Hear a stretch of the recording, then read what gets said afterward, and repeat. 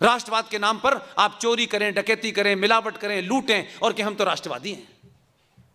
यह मक्कारी नहीं हो सकती। यही मक्कारी थी, इसीलिए इतना महान राष्ट्र आज चौराहे चौराहे गाली खा रहा है।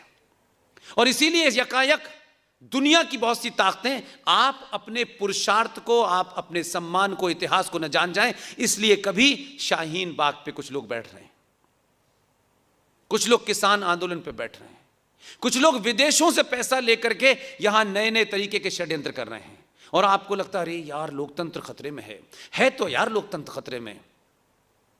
अगर मेरा राष्ट्र जगता है तो लोकतंत्र 100% खतरे में आ जाए, कोई फर्क नहीं पड़ता, कोई फर्क नहीं पड़ता। लोकतंत्र की बर्बादी से न सिर्फ ये देश बचा, न राष्ट्र बचा, न संस्कृति बची, न मंदिर बचे। और भारत की संसद में इस सनातन हिंदू समाज के खिलाफ 85 कानून बन गए और बहुत बड़े राष्ट्र के ठेकेदार पार्लियामेंट में चुपचाप बैठे रहे। इसलिए मैं फिर वही कहूंगा कि मैं उन लोगों से मेरी शिकायत इसलिए कम है, उनकी अपनी मजबूरियां होंगी। 545 ही तो एमपी होते हैं। इस 90 करोड़ में से 10 करोड़ तय करते कि यार इस बात को हम जन जन तक पहुंचा देंगे और लोगों में अवेयरनेस पैदा कर देंगे, तो आने वाले जो वोट मांगेंगे उनका गला पकड़ लेंगे। आपकी तुमने इतना खतरनाक कानून पास कैसे होने दिया? और अगर पास हो भी गया था तो हमको चिल्ला चिल्ला के सड़कों पे क्यों नहीं बताया? हम धरना प्रदर्शन उसी दिन से करते। आज 2013 में पास किया कानून, 2021 में कोई बता नहीं रहा आपको, न बताना चाहता है। किसका दोष है इसमें? कांग्रेस बीजेपी, कांग्रेस भी ठीक है, राजनीति के लिए आप इस्तेमाल कीजिए। मैं यहां राजनीति करने नहीं आया हूं। अगर मुझे पता चल जाए कि इस हॉल के अंदर बम रखा हुआ है, मान लीजिए थोड़ी देर के लिए मुझे पता चल जाए और मैं आपको न बताऊं और आपको बाद में पता चले कि तो उनको पता था, क्यों नहीं बताया इन्होंने, तो आप क्या कहेंगे? क्या आपके मन में विचार आएगा? आप किसको दोष देंगे? आप हॉल वाले को देंगे? आप कहेंगे यार इस आदमी को पता था, ये 2 घंटे से बोल रहा था, इसको पता था बम रखा है, तब भी इसने बताया नहीं। ये नहीं हटा सकता था तो चिल्ला तो सकता था, 100 में से 10 लोग तो बच सकते थे, और उसको फिर बता ही नहीं रहा है। इसलिए मेरा गुस्सा है। 1991 में भारत की संसद के अंदर एक कानून बना, प्लेसेस ऑफ वर्शिप एक्ट 1991। सुना है आपने किसी ने? हाँ नाम में बताइए, सुना? आप सोचिए, ये मेरा दुख है। इसलिए दुख है, 4 साल हो गए मुझे। मैं नहीं मानता कि मैं इतना बड़ा आदमी हूं कि पूरी दुनिया मुझे सुनती होगी, मैं नहीं मानता।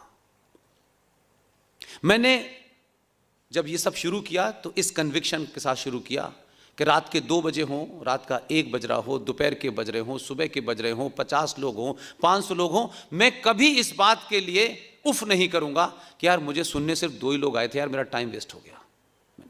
अगर 2 भी लोग होंगे तो बताऊंगा, और 200 लोग होंगे तो बताऊंगा, 10,000 होंगे तब भी बताऊंगा। यह चिंता मैंने नहीं की कभी, ये सोच के कि मैं बोलता रहूं बोलता रहूं बोलता रहूं। आज की क्रांति जो संचार क्रांति है, उस दौर में देर से सही बात पहुंच जाएगी, और जब बात पहुंच जाएगी तो उसके नीचे से उसको लगेगा कि ये बात मैंने नहीं सुनी थी, तो उसके जरूर यहां से चकचू खुल जाएंगे। इतना ही मेरा एक्सपेरिमेंट था। इसलिए धारा 35A को सुप्रीम कोर्ट में एक टीम ने लड़ा, लेकिन मैंने कहा कि मेरे पास तो एक ही काम है, मैं समाज के हर वर्ग को बताऊंगा कि यह जघन्य अपराध क्या है, ये कितना बड़ा खतरा है। इसलिए मैं कहता हूं कि अगर आज भी इस संचार क्रांति के दौर में जो इतनी सस्ती और फ्री में है, उसमें पैसे नहीं लगते, अगर अभी भी आप नहीं बोलना चाहते, और किस स्वार्थ में नहीं बोलना चाहते, क्योंकि इसे बोलने से आपका कोई नुकसान नहीं होने वाला। 4 लोग समाज में खड़े होकर कहेंगे यार तुमने अच्छी बात बताई यार, हमें पता नहीं थी, लेकिन बोलिए तो। 2015 से बोलते बोलते 3 साल लगे। मैंने कहा बोलते रहो, कोर्ट कचहरी बहुत कुछ होता रहता है। आज भी हमारी टीम के साथी विष्णु शंकर जैन ने 4 बड़े ऐसे जघन्य अपराधों के सुप्रीम कोर्ट में पीएल डाली हुई है। वो लड़ाई लड़ रहे हैं, लेकिन वो एक बहुत छोटा सा हिस्सा है।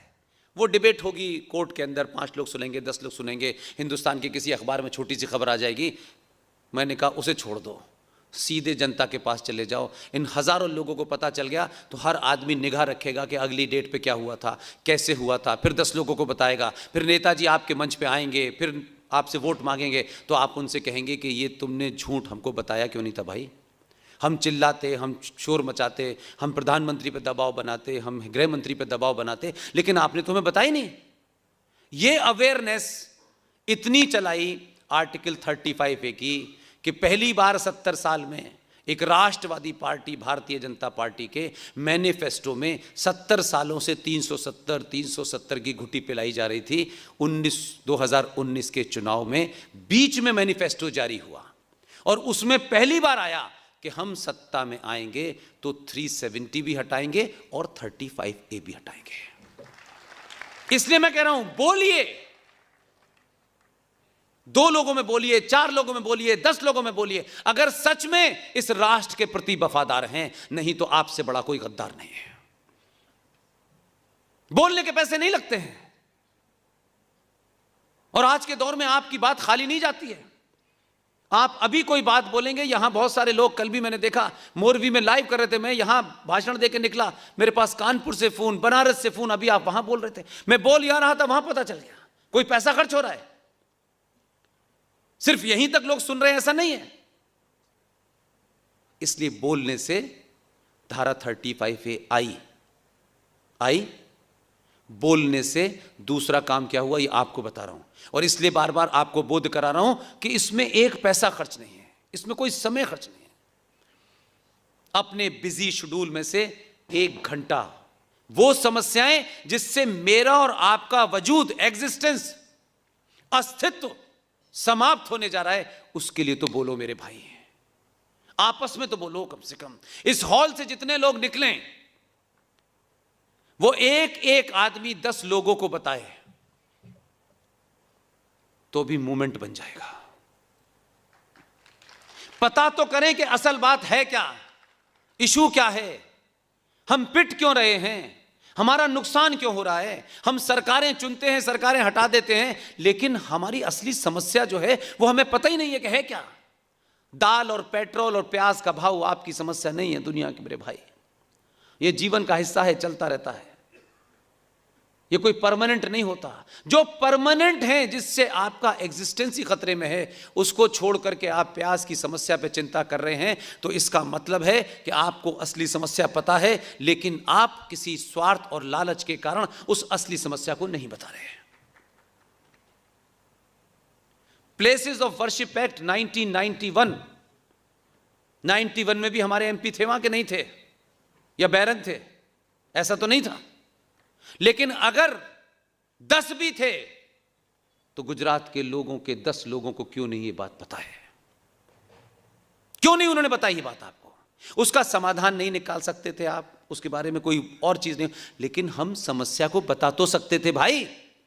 हो सकता था 10, 20, 50 लोगों में हम ये बात करते, कोई कहता इसमें ऐसा भी काम हो सकता है, इसमें ये भी तरीका हो सकता है, हम किसी ना किसी उस सोल्यूशन की तरफ तो बढ़ते, समाज को एक नया सोल्यूशन तो देता। इसलिए मैं एक सोल्यूशन के साथ एक समस्या का हल आपके सामने करना चाहता हूं। Places of worship act 1991, Ayodhya का मूवमेंट बड़े क्लाइमेक्स पे था, तो समझौता हो गया अनलिखित, और यह कहा कि आप अयोध्या को निकाल दीजिए क्योंकि इससे तो हमें चलाना है। तो उन्होंने कहा हम अयोध्या निकाल देते हैं और हम एक कानून बना देते हैं, उसमें अयोध्या को शामिल नहीं करेंगे। समझौता तो ऐसे ही होता है ना, जो बाहर नहीं पता चलता कि क्या समझौता किया है, बाहर आके तो भारत माता की जय कह दीजिए, हो गया काम।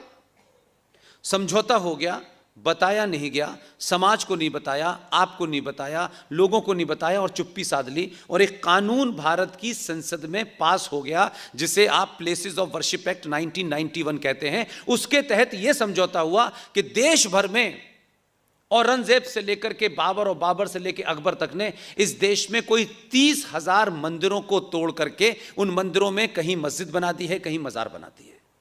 यह सरकारी रिकॉर्ड है, यह सरकारी रिकॉर्ड है। इनको हम कानून बना के मुसलमानों को हमें खुश करना था, तो हमने इस समझौते में इस पाप के हम भागीदार बने।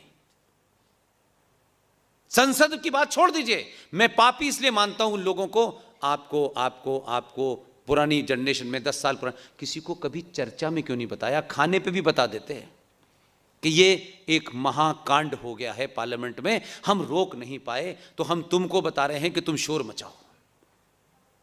उस कानून के तहत संसद ने यह कानून बना दिया है कि जिन लुटेरे आक्रांताओं ने अरबों खरबों रुपए की जो प्रॉपर्टी थी, जो मंदिर थे, जो ऐतिहासिक थे, जो आर्किटेक्चरल वैल्यू के थे, उन मंदिरों की स्थिति के बारे में संसद ने यह बिल पास कर दिया है कि वो जो 30,000 मंदिर हैं, उनकी जमीन के बारे में बात नहीं कर रहा हूं, उन मंदिरों की यथास्थिति जो 15 अगस्त 1947 को थी वो ही रहेगी हमेशा। उस पे कोई अब फर्दर कोर्ट कचहरी नहीं होगी। आपको मेरी बात समझ में आ रही है? अब आप दूसरा ड्रामा देखिए। लेकिन कुछ लोग अभी क्या कह रहे हैं, हम काशी भी लेंगे। कौन चोर है इसमें?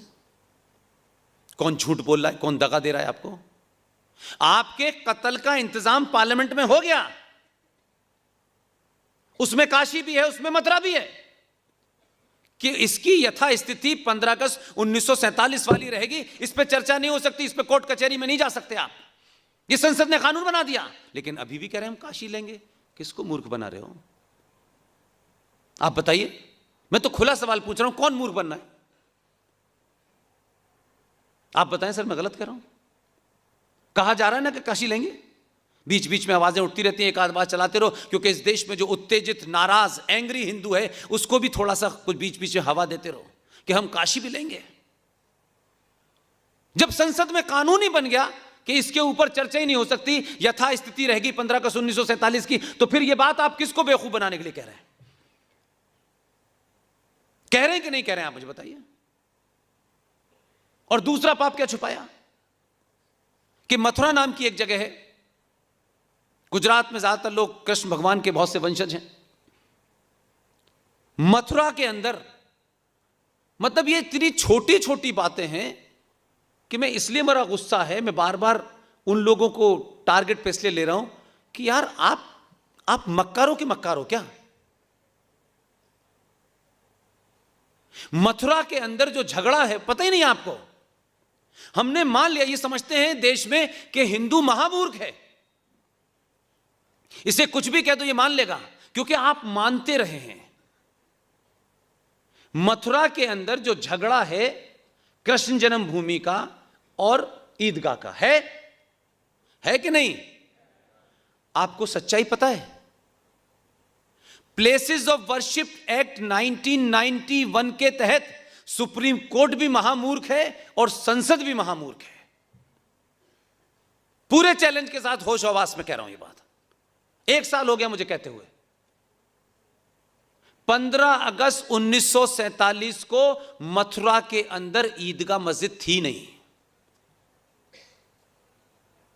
अगर मथुरा में ईदगाह मस्जिद 15 अगस्त को नहीं थी तो यथास्थिति के हिसाब से तो सिर्फ वहां कृष्ण जन्मभूमि होनी चाहिए थी। लेकिन क्योंकि जल्दबाजी में थे तो उन्होंने कहा भूल जाओ, लोगों को कहां याद रहेगा। उन्हें थोड़ी नहीं पता था कि ये आ जाएगा छोटा सा, ये सब पोल खोल देगा। मथुरा के अंदर विष्णु शंकर जैन ने कोर्ट में केस किया है। इसलिए कह रहा हूं कि आज के दौर में अगर आप अध्ययन करें, छोटी छोटी चीजों को जानें, तो बड़े बड़े झूठ, बड़े बड़े पाखंड आपको पता चलेंगे और आपको लगेगा यार आज भी हमें खुले रूप में मूर्ख बना रहे हो यार।